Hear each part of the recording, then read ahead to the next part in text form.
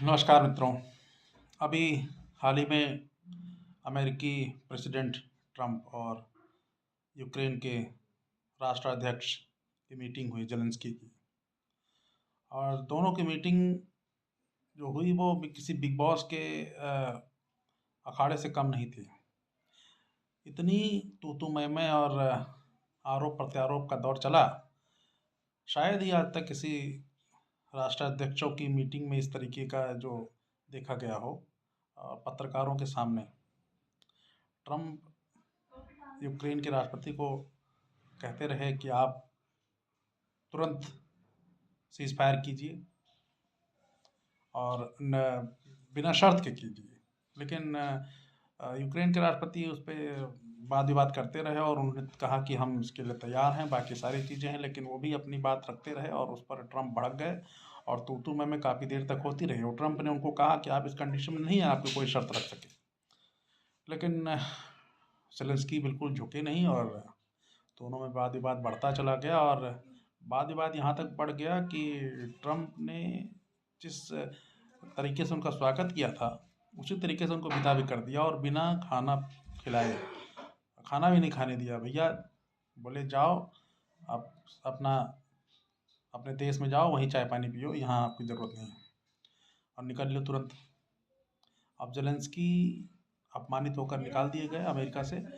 और इसके बाद जो अनेकों देशों की प्रतिक्रियाएं आई,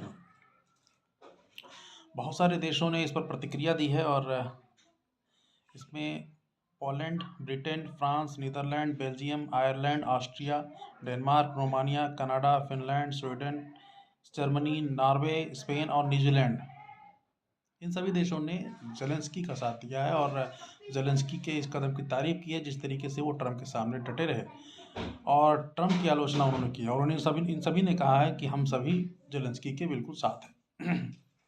लेकिन देखने वाली बात ये होगी कि ये सभी कहने को तो साथ हैं, बयान तो इन्होंने दे दिया है, लेकिन जिस हालत में आज यूक्रेन है उसको ज़रूरत है हथियार और पैसे की, जो अभी तक अमेरिका उसको देता आया है। अमेरिका के पूर्व राष्ट्रपति बाइडन, जिनको राष्ट्रपति ट्रंप ने इडियट भी कहा, वो अभी तक जेलेंस्की की भरपूर मदद करते रहे हैं, हथियार और पैसे से उनकी पूरी मदद करते रहे हैं। इसीलिए वो 3 साल से रसिया के सामने टिका हुआ है यूक्रेन और लड़ाई में बराबर वो लड़ रहा है, रसिया को टक्कर दे रहा है। नहीं तो अब तक यूक्रेन धुआं हो गया होता। तो अब अमेरिकी सदर ने घोषित कर दिया है कि कोई मदद नहीं दी जाएगी, कोई सहायता नहीं दी जाएगी। तो बिना मदद बिना सहायता के क्या यूक्रेन रसिया के सामने टिक पाएगा? और ये जो देश यूक्रेन का समर्थन कर रहे हैं, क्या वो यूक्रेन को मदद देंगे? शायद नहीं देंगे, क्योंकि यूक्रेन को जितनी मदद चाहिए इन देशों में इतनी क्षमता नहीं है, नहीं दे पाएंगे। समर्थन करना एक बात होती है और मैदान में खड़े होकर के सपोर्ट करना दूसरी बात होती है, जो कि अमेरिका अभी तक कर रहा था यूक्रेन का। हाँ, एक चीज़ और है इसमें, अमेरिका अभी तक यूक्रेन की मदद कर रहा था लेकिन अब वो हाथ खड़े कर रहा है। इसमें भी एक बड़ा बड़ा रहस्य है जो सामने खुल के आ रहा है।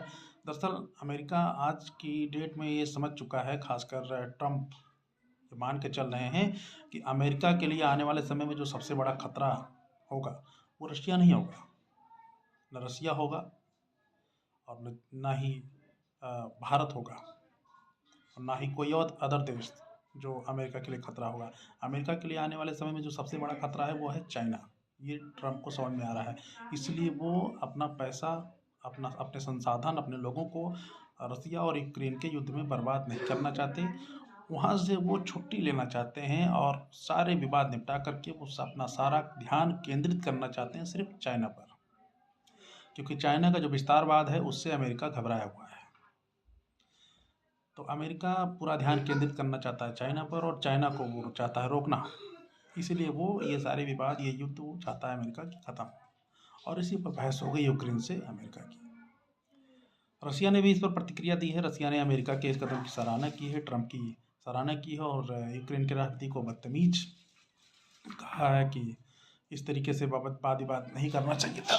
बाकी देखिए क्या होता है, आने वाले समय में जो भी समाचार आएंगे हम अपडेट होते रहेंगे और अपडेट करते रहेंगे। Thank you.